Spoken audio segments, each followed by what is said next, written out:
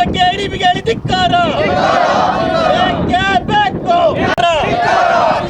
ಏನ ಬರಲಿ ಎಲ್ಲಿಯವರೆಗೆ ಹೋರಾಟ, ಎತ್ತಕ್ಕಾಗಿ ಹೋರಾಟ, ಎಲ್ಲಿಯವರೆಗೆ ಹೋರಾಟ, ಎತ್ತಕ್ಕಾಗಿ ಹೋರಾಟ. ರೈತರ ಹೋರಾಟಕ್ಕೆ ಜಯವಾಗಲಿ. ರೈತರ ಮೇಲೆ ದಬ್ಬಾಳಿಕೆ ಮಾಡ್ತಿರುವ ಜಿಲ್ಲಾಡಳಿತಕ್ಕೆ ಹೇಳಿ ಧಿಕ್ಕಾರ.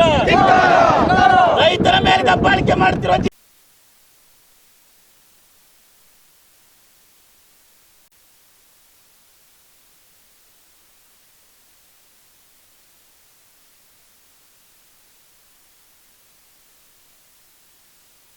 ನಮಗೆ ತಲಾ 26 ಕುಟುಂಬಕ್ಕೆ 26 ಗುಂಟೆ ಅಂತ ಜಮೀನು 97ರಲ್ಲಿ ನಮಗೆ ಅಲರ್ಟ್ ಮಾಡಿದರು.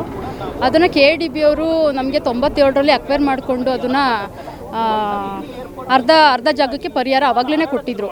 ಆದರೆ ಇವಾಗ ಅದಕ್ಕೆ ನಾವು ನಮ್ಮ ಜಮೀನು ಬಿಡಿ ಅಂತೇಳಿ ಕೇಳಕ್ಕೆ ಹೋದರೆ ಅವರು ಇಲ್ಲ, ನಾವು ಪೂರ್ತಿ ಅಮೌಂಟನ್ನು ಅದಕ್ಕೆ ಸೆಟ್ಲು ಮಾಡಿದ್ದೀವಿ, ಅದೇನಿದ್ರು ಸರ್ಕಾರಿ ಲ್ಯಾಂಡ್ ಅಂತೇಳಿ ನಮಗೆ ಬೆದರಿಕೆ, ಲಾಸ್ಟ್ ಟೈಮು ಬೆದರಿಕೆ ಹಾಕಿದರು.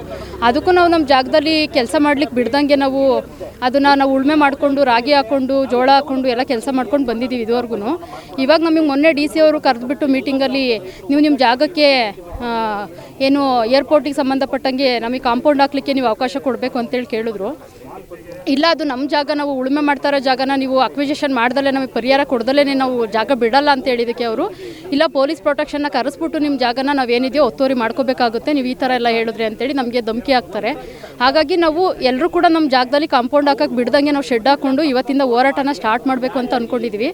ಅದಕ್ಕೆ ನಿಮ್ಮ ಸಪೋರ್ಟು ಕೂಡ ನಮಗೆ ತುಂಬಾ ಮುಖ್ಯವಾಗುತ್ತೆ. ಇದು ನಮ್ಮ ರೈತರಿಗೆ ಎಷ್ಟು ಮಟ್ಟಿಗೆ ಅನ್ಯಾಯ ಮಾಡ್ತಾ ಇದ್ದಾರೆ ಅಂತ ಹೇಳಿದ್ರೆ, ನಮ್ಮ ಜಾಗಕ್ಕೆ ಪರಿಹಾರನೇ ಕೊಡ್ದಲೇ ಲಾಸ್ಟ್ ಟೈಮ್ ಕೋರ್ಟ್ ಕೂಡ ಆದೇಶ ಮಾಡಿದೆ, ಇವರು KDB ಅವರು ಭೂ ಸ್ವಾಧೀನ ಪಡಿಸ್ಕೊಳ್ಳೋಂಗಿಲ್ಲ, ಅವ್ರಿಗೆ ಪರಿಹಾರ ಕೊಡ್ದಲೆ ಅಂತೇಳಿ ಕೋರ್ಟ್ ಆದೇಶನೂ ಕೂಡ ಇವ್ರು ಮೀರಿದಂತೆ ನಮಗೆ ಎಲ್ಲರನ್ನೂ ಕೂಡ ದಬ್ಬಾಳಿಕೆ ಮಾಡಿಕೊಂಡು ಪೊಲೀಸ್ ಪ್ರೊಟೆಕ್ಷನ್ ಹಾಕೊಂಡು ಇವರು ದೌರ್ಜನ್ಯ ಮಾಡಲಿಕ್ಕೆ ಅಂತ ಬರ್ತಾ ಇದ್ದಾರೆ.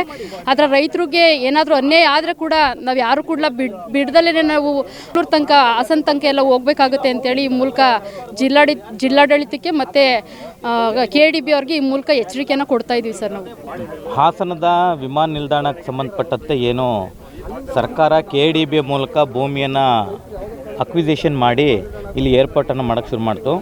ಈ ಇಡೀ ಭೂಮಿ ರೈತರು ಕೃಷಿ ಮಾಡಿಕೊಂಡು ಜೀವನ ನಡೆಸ್ತಾ ಇದ್ದಂಥ ಭೂಮಿ. ಜಿಲ್ಲೆಯ ಅಭಿವೃದ್ಧಿ ಆಗಬೇಕು, ಆದರೆ ಜಿಲ್ಲೆಗೆ ಇದರಿಂದ ಒಳ್ಳೆಯದಾಗುತ್ತೆ ಅಂತೇಳಿ ಇಲ್ಲಿಯ ರೈತರು ತಮ್ಮ ಇಡೀ ಭೂಮಿಯನ್ನು ವಿಮಾನ ನಿಲ್ದಾಣಕ್ಕೆ ಅಂತೇಳಿ ಕೊಟ್ಟರು. ಆವತ್ತಿನ ಕಾಲದಲ್ಲಿ 1997ನೇ ಇಸ್ವಿಯಲ್ಲಿ ಅವ್ರು ಕೊಟ್ಟಂಥ 50,000 1 ಲಕ್ಷ ರೂಪಾಯಿ ಇಸ್ಕೊಂಡು ಅವರು ಇದುವರೆಗೂ ಜೀವನ ಮಾಡ್ಕೊಂಡು ಬಂದಿದ್ದಾರೆ.